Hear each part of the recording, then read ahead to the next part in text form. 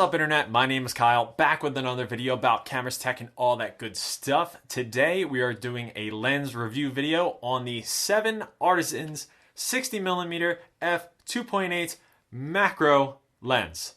Yeah, it does that. Hello everybody, welcome back to the channel. I know it's been a while, it's just been hectic in life and everything like that. I'll update you guys in a vlog coming soon. However, today we are going to go over this monstrous beast right here. This is, like I said in the introduction, 60mm f2.8 macro lens by 7Artisans. They were so kind to send this to me for review. I've had it for a few weeks now. It's taken me a little bit to get used to, but let's get into some of the specs and then I'll show you some example photos and everything like that, which I'm really excited to share with you guys. And then I'll get into my overall feelings about this lens. Get my handy dandy phone because I am a professional. Actually, just some guy in a basement making YouTube videos, but here we go. Okay, so the first thing is that this is a manual focus lens. And what that means is that you will not have trusty autofocus. Now, in my opinion, this isn't a con at all for the lens because macro photography is something where you really want to nail focus and there's very small room for error sometimes, and manual focus is typically the way to go for macro shots. Sony does have a 30mm f3.5 macro lens that has autofocus. We'll talk about that lens in a little bit. And as well as a manual focus lens, this is specifically a macro lens, but that doesn't mean that it is only macro. You can use this lens for, say, portraits or something like that. It is a 60mm focal length, but when you are focusing, it does have a very shallow kind of depth of field, so there's not a lot of room for error if you are using it for portraits. It's more built for macro, but it can be used as a regular lens too. The maximum aperture for this bad boy is f2.8, which is pretty cool. It's really just a pro for a macro lens. Macro lenses like the Sony 30mm goes down to f3.5. The maximum aperture for this is 2.8, and then the minimum aperture is f16. With macro photography, you will use a higher number for an f-stop to basically have the ability to get things in focus. If you are at a maximum aperture of f2.8, it is going to be a little harder or sometimes impossible to nail focus when you are really punched in at the macro level. Now, this is my first 7Artisans lens, and I must say I am not disappointed in the build quality at all. This thing is a chunky beast. It is a little bit heavy, but it is basically made out of entirely metal. It feels a little vintage. It feels sleek. The focus ring is absolutely buttery smooth, and the aperture ring is buttery smooth as well, and they are both declicked, no clicking going on here. And the build quality impresses me even more when you consider its price. It is priced at around $160. I think that's whether you're going for the RF mount for the newer Canon cameras, or if you're going for the Sony E mount for like the 6000, any 6000 camera, it's $160, which is really great. Sub $200 lens for macro, for general purpose. Really great value in my opinion, and great build quality. Okay, now let's get into the extending inner barrel for this lens. So if you noticed on the lens where you have the focusing distance, when you are trying to focus closer, the barrel then extends. Hold on, there we go. Camera's focused on it. And as you see right here, it shows it is at a 1:1 macro ratio there. So what that basically means in layman's terms is that it is magnifying what you are seeing to a 1:1 ratio. And in really basic terms, it just means that you're able to shoot small things easier, and it's going to make them a little bigger. So let's say, for example, you're photographing a flower or something. When you are at that level at a 1:1 ratio, completely dialed in as close as you can get, it is going to be larger than, say, a regular lens without any magnification. Now, what's cool about this extension is that apparently, according to the manual, you can use it in water. Now, I asked 7Artisans, hey, what would be an example that I would do that? And they couldn't give me one. And I honestly couldn't think of a good reason to shove the lens barrel into water to photograph something. Maybe you can shoot pebbles or maybe do some, I don't know, anything underwater or something like that. The lens is not waterproof, so don't go chucking it into a pool or anything like that. It's just this barrel.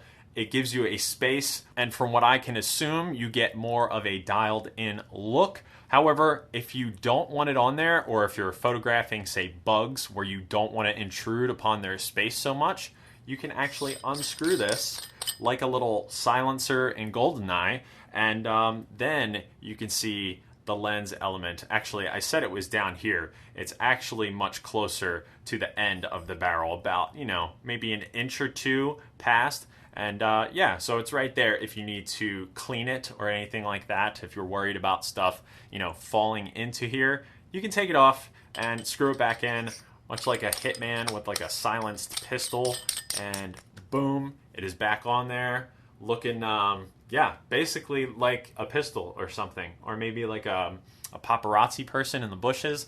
Not sure if you're going for that look or not, but yeah, I think it's pretty cool. It's an interesting element to a lens. I've seen other kind of scope type lenses, but usually they come in like a case and you have to carry the case with the extension, whereas this is kind of built in and you can just unscrew it if you want to. So I think that's really cool. Adds a unique element to this lens, and it doesn't seem to like increase the cost of the lens, which it's already pretty budget friendly in my opinion for what it offers. Okay, so enough about the physical qualities of this lens, including the extending inner tube, the price, build quality, and all that. Let's get into showing you some of the photos I've taken with this lens. I hope you guys enjoy them.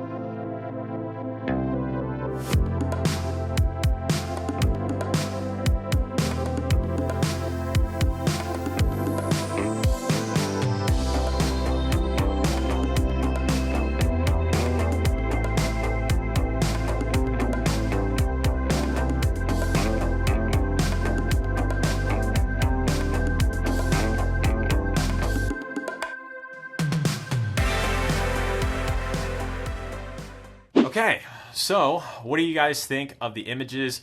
Overall, I must say, for a lens that's $160, that's sub $200, I think it's half the price of the Sony macro lens, which is $300 or like $298 right now on Amazon. This lens was shocking to me. The sharpness that you get with this lens is absolutely incredible. I've never had a lens at 60 millimeters before, and I really enjoyed having that distance. I usually shoot around the 35 millimeter mark, the Sony APS-C 35 millimeter. So having something like this was really interesting because I could get things really, really close, like really freaking close, And then I could also step back and take some further away pictures, which was really nice. So I like that combination of macro and normal shooting at 60 millimeters.